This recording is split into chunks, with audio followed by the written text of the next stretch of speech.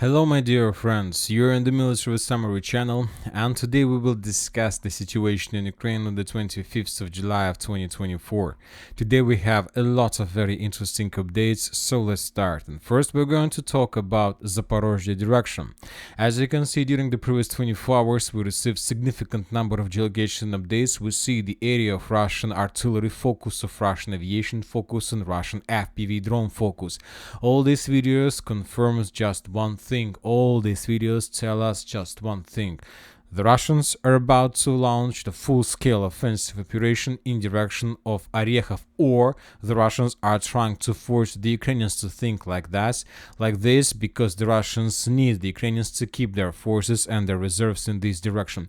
Anyway, I believe that the Russians do have two plans. If the Ukrainians are not going to return back the forces in direction of Orekhov, the Russians will launch full-scale offensive. If the Ukrainians return back their forces, they will not do anything, but they will bomb and attack the Ukrainians with missiles, with FAB 3000, with FAB 1500, with everything they have. The only thing I would like to remind you that according to information we have, according to pro-Ukrainian sources, the Russians have concentrated around 90,000 soldiers and officers in Zaporizhzhia direction. And I'll remind you that just yesterday, the commander-in-chief Syrsky of Armored Forces of Ukraine yesterday reported that he reminded the Russians, if they decided to attack in Zaporizhzhia direction, the Ukrainians have something to show them. I'm not sure that he was telling the truth. I think that he was bluffing. And as I understand, soon we are going to understand this. Furthermore, we have additional changes on the ground. The Russians managed to capture additional tree line in this area. The Ukrainian sources published the video of how they were FPV droning the Russians exactly in this part of the road between N08, between Pokrovka and Novodanilovka. So also just a few videos of Russian FPV drone strikes. We see the Russian control the territory, the Russians clear the trenches and the fortifications. So everything tells us about soon offensive operation. Now let's move further. Let's talk about southern Donetsk direction. We got additional updates from this territory. First, let's talk about the road between Solotka and Vadiana itself. During the previous few days, the Russians conducted massive attacks in this direction as well along the road. The Ukrainians published the video of how they were FPV droning the Russians, how they were FPV droning the Russian abandoned armored vehicles and equipment. This video we're using just to confirm additional progress of the Russians, and based on this video we have adjusted the map and added additional square to the area of Russian control. We're talking about this part. Now, as for Konstantinovka, just a day ago we were talking a lot about this territory. For the previous few days we've been talking a lot about this small village or the ruins that led from the village. The Ukrainian sources yesterday claimed about very difficult situation on the ground. The Ukrainians suffer significant losses, and the most important, according to Ukrainians, by the evening of the 24th of July, so yesterday, they lost the communication equipment that gave them objective control over the southeastern part of the village. And yesterday in the evening, the Ukrainians have already stated that most likely the Russians entered the village and the southeastern part is already under complete Russian control. And today the Ukrainian sources published the video, the 79th Brigade published the video of full-scale Russian offensive operation where the Russians were using up to 57 units of armored vehicles, 12 motorcycles and 200 armored vehicles, 200 personnel. So this is the part of the video, this is it. As you can see, there are some ruins in the bottom part of this scene, and this is exactly the most southeastern part of Konstantinovka Chkalova Street. So this video confirms the Russians entered, and this video appeared today, probably 12 hours ago or even more. And so during the day, telling the truth, we haven't received any additional updates whether the Russians managed to improve their positions or not, or maybe the Ukrainians launched a series of counterattacks and forced the Russians to fall back. We don't know for sure, but the most important that neither the Russians nor the Ukrainians provided any update about the situation on the ground, which confirms that there are still very heavy clashes, that the Russians are pushing, but still the Russians can't get full initiative in their hands, as well as the Ukrainians can't stabilize the situation. So, but anyway, sooner or later the battle will be finished. The first stage of the battle will be finished, and then we're gonna see the results. And as I understand, I expect that maybe this upcoming night of the local time, or in the day, or in the two, we're gonna receive adjustments on the map, and we will see the exact situation. Now let's move further, and now let's talk about Krasnohorivka. As you can see, we have adjusted the map because today we got additional updates from this territory. First, this morning, the pro-Russian sources reported that Ukrainians decided to fall back completely from Krasnohorivka to withdraw their positions. But the problem is that not every single soldier, not every single unit of armored forces of Ukraine managed to abandon his position. Some of the Ukrainian soldiers were encircled in the northern part, or at least they appeared in the situation when, if they start moving, they will be attacked by Russian snipers, mortars, and so on, because every single street in the northern and northwestern part of Krasnohorivka is already under complete fire control. We don't know the exact number of the Ukrainians who was encircled. Probably maybe 50, maybe 60, maybe 100 soldiers, but not more. But anyway, this is also a very big group of forces that can be captured by the Russians in the very near future. Furthermore, later this information was confirmed by neutral mappers, but the difference between neutral mappers and pro-Russian mappers is that, according to neutral mappers, the Russians haven't captured these streets. It's like a gray zone, and the Ukrainians just decided to abandon their positions towards the mainlands, towards the streets of Miru, Sidovo, so to abandon completely the northern and northwestern part of Krasnohorivka, the part that located to the south of Lazova and to the east of Sidovo Street. So this like city part, not like the residential part with low-rise building, but just the city part of Krasnohorivka. The Russians, of course, see everything, and today the Ministry of Defense of DPR published the video of how they were bombing and attacking the Ukrainians and the main supply roads, the evacuation roads that Ukrainians were using for evacuation. The Russians were bombing them, trying to force the Ukrainians to stop, to, let's say, to pin down them and not to allow them to evacuate from this area. So anyway, summarizing everything, we can make a conclusion that Krasnohorivka has fallen. Of course, there are still a few streets like Shmita, Молодежная, and this part, but we can say that we may not even consider these streets as a part of Krasnohorivka. We can consider these streets as something new, something additional settlement or whatever, because the main part obviously would be captured within the next few days. Now let's move to the western Avdiivka direction, where the Ukrainian drama continue developing. We have additional updates about the situation on the ground, and we have additional updates about those Ukrainians who were encircled by the Russians, according to Ukrainian sources. If you remember, just yesterday we were talking that, according to information we have, the Russians managed to encircle 1 or 2 battalions of armored forces of Ukraine, or 1 or 2 campaigns of armored forces of Ukraine. Currently, it's unknown the exact number of Ukrainians who were encircled, but according to pro-Ukrainians, there were 2 battalions.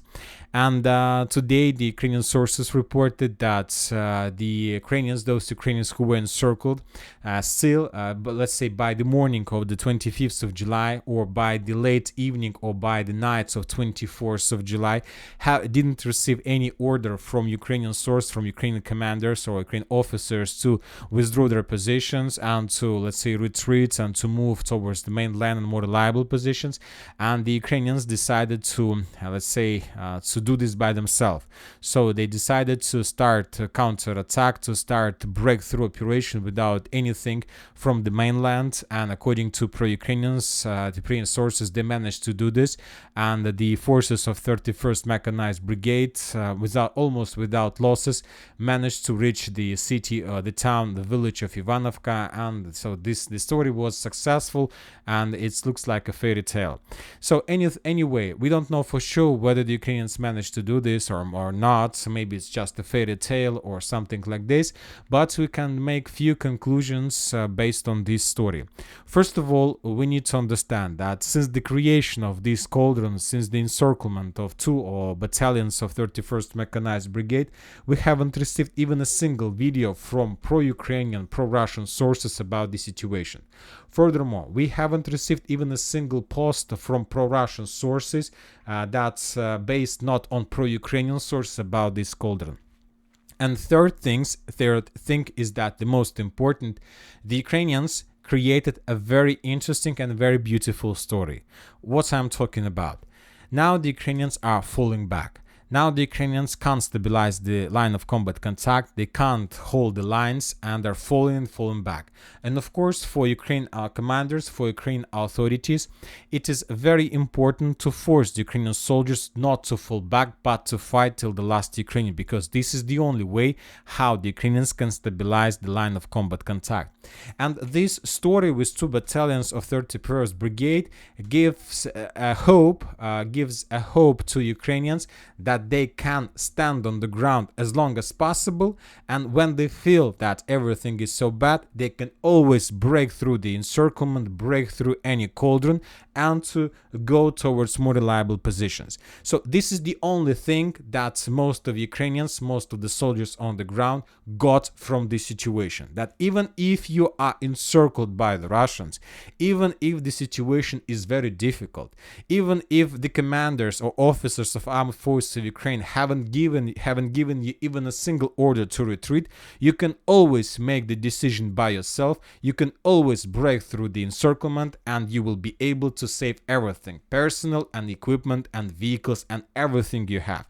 So maybe the Ukrainians are trying to prepare their personnel, their army, that this is not the first case. Probably there are going to be more and more cases of this type in the very near future, and most likely the Ukrainians decided not to fall back. They need to fight till the last soldier, and probably there are going to be more and more cauldrons in the very near future. So this is the story about Ivanovka. Furthermore, we have additional changes on the ground. According to pro-Ukrainian mappers, the Russians managed to improve their positions along this tree line, and currently the Russians began battle for these 2 small strongholds along the road between, let's call, Prohres and Timofeivka itself. So we are talking about this defense belt.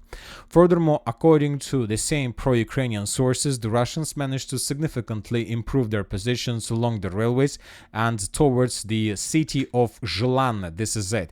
Furthermore, the Russians managed to capture this tree line towards the village of Ivanovka. Obviously, this is significant progress of armed forces of Russian Federation. If we calculate the distance, just during the previous 24 hours, the Russians managed to move along the railways for almost 2.5 kilometers, and also the Russians managed to improve their positions in direction of Ivanovka along this tree line for around 1.3 kilometers. Significant progress. Obviously, we see no resistance from the Ukrainian side. From the same direction, we continue receiving additional updates of how the Russians were attacking and destroying Ukrainian Abrams tanks and different types of weapons. Most of them, as I understand, were abandoned by the Ukrainians a long time ago. Nobody is willing to die, as you can see, and as I understand, this is exactly the consequences of the biggest disease and biggest disaster of armed forces of Ukraine. If you remember, a few videos ago, we were talking about some sickness in Ukrainian army, and it's like peace negotiations. We remember that for some reason the Ukrainians start spreading this piece of news, this hope, these rumors that Ukraine is about to begin peace negotiation. Furthermore, a very big part of Ukraine army currently is the soldiers that were recently mobilized, who also try to force the Ukrainian thing that soon the peace negotiations are going to start, and now we see that Ukrainians are not willing to fight because they understand that what is the reason to fight if soon everything will be finished and the war will be ended. Other sources, pro-Russian sources, reported that as a result of offensive operation, the Russians managed to establish complete control over the village of Vovcha. Anyway, summarizing everything, we see that this is another penetration area where the Russians managed to break through the Ukrainian defense belt. The first, most likely the first defense belt, Pokrovsk defense belt, collapsed, and we see no resistance from the Ukrainian side. Now let's move further. Let's talk about New York Toretsk agglomeration, where we also got significant number of updates and details. The Russians continue bombing New York itself, preparing the central part of the city before final storm. We see that the Ukrainians can't do anything with these aviation strikes, with these FABs. They don't have air defense. The Russians establish complete air superiority, and of course no chances for the Ukrainians to do anything with this. Furthermore, we have additional updates. According to pro-Ukrainian mappers, the Russians managed to improve their positions further in the west western directions towards the village of Alexandropol. So currently there are very heavy clashes exactly for this part, for this forest. As soon as the Russians are able to take under control this territory, then they will move further in the western direction with the purpose to capture Alexandropol and Panteleimonovka.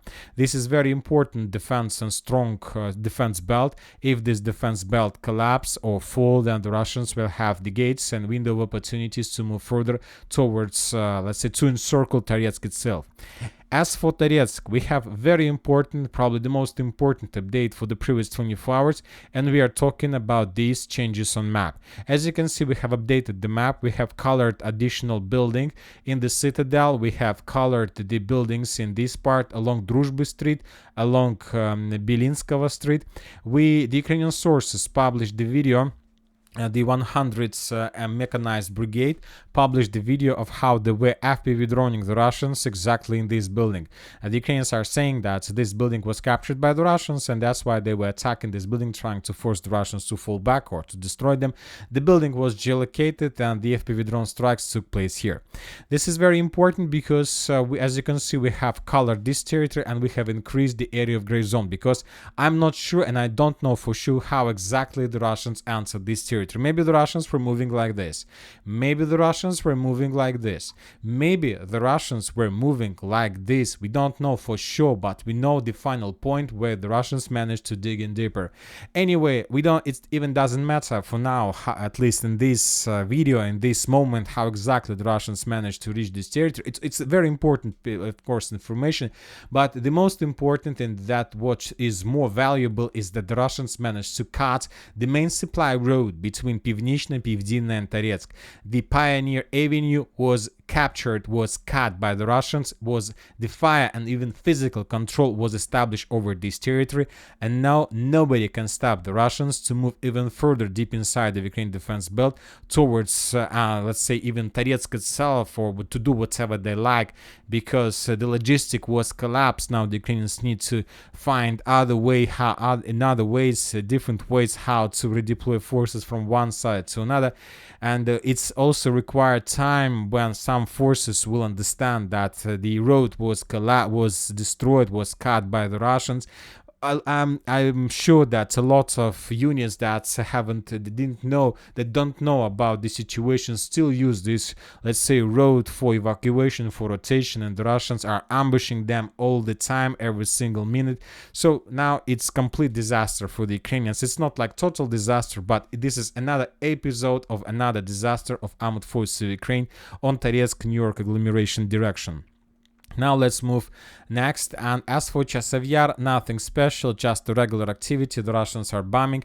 The only interesting thing that we need to note is that the Russians intensify their activity in Grigorovka. More and more artillery strikes, more and more FPV drone strikes. It's all these activities remind that most likely the Russians are planning to capture this village before moving further in direction of the northern Chasiv Yar. Siever's direction, as you can see, lots of artillery strikes, lots of aviation strikes. The Russians are bombing this territory heavily.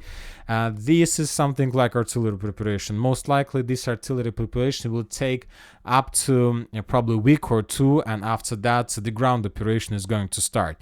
By this time most of Ukrainian defense belt strongholds will be destroyed, and then the Russians will just move as they do in Chasiv Yar, as they do in Toretsk, New York, as the Russians do in northern Kupiansk direction, as the Russians do in the area of Ocheretina in Pokrovsk direction. First the Russian reconnaissance and sabotage groups, then the regular army. The same story we can see in the southern Kupiansk direction. Lots of artillery strikes, lots of anti-tank missile strike. So the foothold, the territory is being prepared by the Russians before the beginning of also something big, something huge. Northern Kupiansk direction, we stop receiving any updates just for one day. As for Pishana, nothing to talk about. So probably either operational pause or the situation is so difficult that nobody wants to share with us about the current status. We have some activity of the Russian drones and Russian artillery in the Sinkovka, Petropavlovka direction. As for this, just a regular activity. The Russians are clearing the territory, bombing the Ukrainian positions, and preparing the foothold before further Russian offensive operation. Now let's move to Kharkiv area and let's talk about Kharkiv itself. Today we got the video how the Russians managed to discover the service center of armored forces of Ukraine in Kharkiv in the northern part. In this video we can see significant number of armored vehicles and tanks of Western production, including Bradleys and just Ukraine regular T-64, T-72 tanks, so tens of dozens of tanks, dozens of vehicles that Ukrainians were using for parts, repairing them, or using them as donors for different equipment. And there is a few barracks, few hangars where the Ukrainians were making all those repairing stuff, and the Russians basically destroyed these buildings with few fabs or with Iskander. From this angle, from this video, it's very difficult to see, but we have another video, probably this one, not this one, probably this one. Yes, this is the same, this is the Kharkiv armored vehicle factory, and this is the same video but from another drone, from another angle, and this video gives us better understanding of what happened. It was Iskander probably strike. The roof, as you can see, after the strike, the roof fell down. Probably everything that was inside was destroyed, including engineers and maybe some workers who were servicing and maintaining the equipment.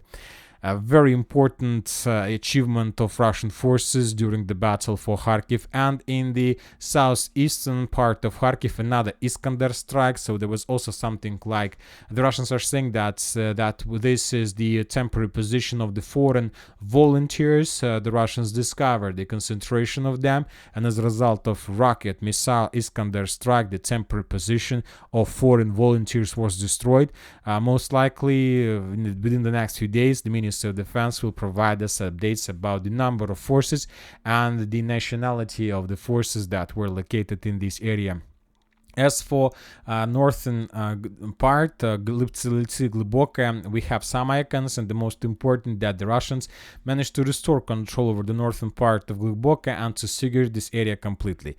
The Ukrainian sources published the video of how they were FPV droning the Russians already inside of this territory, which confirms complete Russian control. As for northern Liptsy, additional batch of FAB videos with FAB explosions and FAB arrivals was published by the Russians, so the Russians don't give Ukrainians even a single chance to concentrate forces and to prepare before counterattacks. So as I understand, the Ukrainians will stop doing any attempts. They will go in deep defense until they decide what to do on Staritsa-Burgovatska direction, because this is the only area where the Ukrainians managed to achieve more or less success, more or less results. As for northern Vovchansk, as I understand, according to the videos that were published by the Russians decided to destroy and reduce till ruins to north of Vovchansk completely.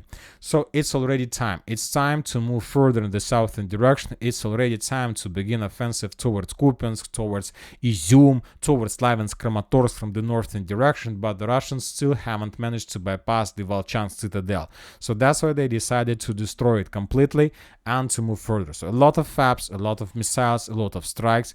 Videos with the episodes with the use of this weapon were published during the previous 24 hours. But for now, no changes on the ground, but the Russians are preparing for something, obviously.